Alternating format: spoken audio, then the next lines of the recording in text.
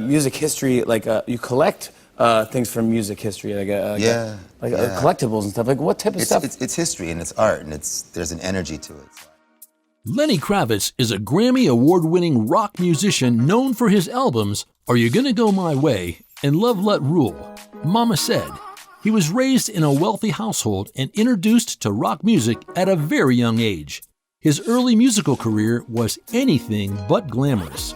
Still, he made a mark in the music industry with his distinct abilities to dabble with a number of instruments, such as the guitar, bass, and drums. He is also known for his elaborate sets for his music videos and his theatrical stage antics during the performances. He has appeared in several films, including Precious and The Hunger Games: Catching Fire. I've been collecting for many years. I have the handwritten lyrics that Paul McCartney wrote when he wrote Sgt. Pepper's, when he was writing it. Hello everyone, welcome back to Net Worth Now, where you get to see the lifestyle and net worth of your favorite celebrities. We hope you enjoy these videos, and if you do, please remember to hit the like button and comment below who your favorite celebrity is so we can feature them in an upcoming video.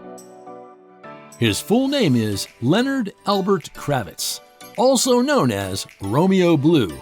He was born on May 26, 1964, in New York City, U.S., making him 57 years old at the time of this production. He stands at 5 feet 9 inches, or 174 centimeters. Through choice, Kravitz identifies himself as a Christian in a religious sense, but states he is also a Jew. He says it's all the same to him. During an interview, he stated, "I'm half Jewish, half black. I look in between." He also notes that spirituality has been an important issue in his growth, citing his upbringing by parents of different faiths. Such spirituality is prominently featured in many of his songs, such as the lyrics on his album Baptism, and a tattoo on his back inscribed with, "My heart belongs to Jesus Christ."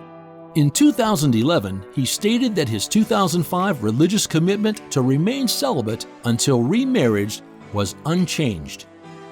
In 1985, Kravitz met Cosby Show actress Lisa Bonet backstage at a New Edition concert in California. They were close friends for 2 years before beginning a relationship. In 1987, Kravitz moved back to New York City, where The Cosby Show was produced, to move in with Bonet. They eloped to be married in a Las Vegas ceremony on November 16, 1987, her 20th birthday. Kravitz, still known as Romeo Blue at the time, suddenly found himself in the headlines of tabloids. He and Bonet had a daughter, Zoe Isabella Kravitz, on December 1, 1988, who became an actress, singer, and model. Kravitz and Bonet separated in 1991.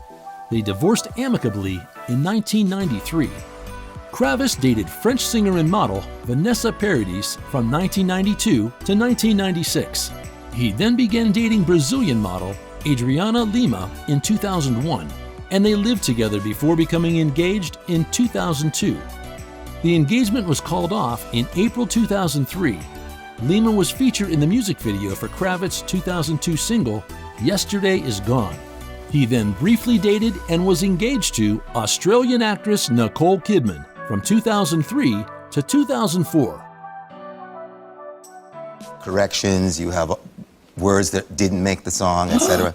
I have the set list. I mean, that's exciting for him. Cool. That's such a music geek. I know he was just here. Leonard Albert Kravitz was the only child of actress Roxy Roker and NBC television news producer Sly Kravitz. During his early years, Kravitz did not grow up in a religious environment. After a spiritual experience when he was 13, he started attending church and later became a non-denominational Christian. Kravitz's father was a Green Beret.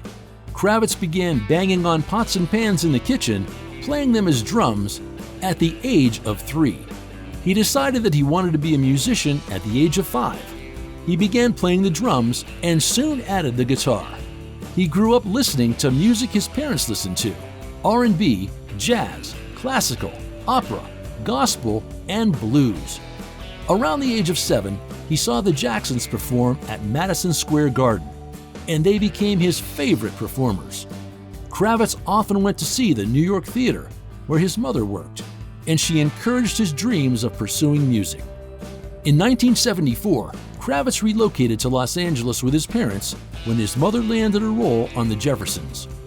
At his mother's urging, he joined the California Boys Choir for 3 years, where he performed a classical repertoire and sang with the Metropolitan Opera.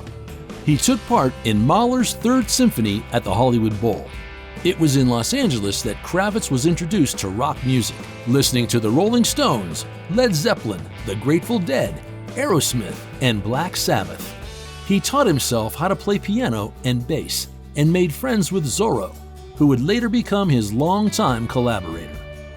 In 1985, he met recording engineer Henry Hirsch, who helped him record a demo, Romeo Blue, in the New Jersey recording studio. He began working on his debut album with Hirsch for more than a year, and then went on tour with Carl Denson, a saxophonist, for the next 5 years. Kravitz signed a record deal with Virgin Records and released his debut album, Let Love Rule, on September 6, 1989. The following year, he produced the song Justify My Love by Madonna, which was also written by Kravitz in collaboration with Ingrid Chavez. In 1991, he came up with the self-titled album for the French actress and singer Vanessa Paradis. Towards the end of 1993, he released his next album, Are You Gonna Go My Way, and received appreciation from fans and music critics. In 1995, he released his album Circus, which went on to become a blockbuster, peaking at the Billboard charts. 2 of his singles, Rock and Roll Is Dead and Can't Get You Off My Mind, became extremely popular. In 1998, he released 5, which was created using the latest digital technology. The album contained a number of hit singles that catapulted Kravitz to great stardom in the music industry.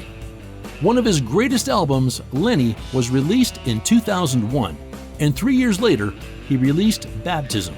In 2008, he recorded his latest album, Is It Time for a Love Revolution, which was a moderate success. In order to promote his album, he embarked on a 9-city mini-tour. Due to a brief illness, he had to postpone the dates of his tours and decided to take a break from his singing career. He landed his first acting role with the movie Precious, which was showcased at the Sundance Film Festival in 2009. From 2010 to 2012, he got back to his career in music and released his next album, Black and White America, an album he had been working on since 1997. It was during this time that he was cast in The Hunger Games as stylist Cena. The movie was eventually released on March 23, 2012. He wrote right before he walked on, it says, Songs for Woodstock. And it has the songs. Oh my gosh, I have a shirt from John Lennon that Yoko gave me on my birthday. Kravitz makes an estimated $3.6 million each year. From his small appearance in the movie Hunger Games, he made $1.7 million, and Gap pays him $500,000 every year for endorsing the brand. As of 2021, Kravitz is estimated to be worth $80 million. For a little over a decade now, Lenny Kravitz owned a farm compound in Brazil. He purchased the entire 1,000-acre estate with a breathtaking 18th century coffee plantation near Rio de Janeiro. Lenny Kravitz's house is every nature lover's dream. The 1,000-acre spread came with several farmhouses and outbuildings. Kravitz went on to convert the existing structures into recreational and recording quarters. Kravitz also lived in this $25 million Miami mansion. The estate, located on private beachfront, features a movie theater, pool, gym, Mediterranean garden, and elevator. Is almost 12,000 square feet. This Mediterranean-style home has 6 bedrooms, 10 bathrooms, and a 3-car garage. In his garage, you will likely find a Range Rover,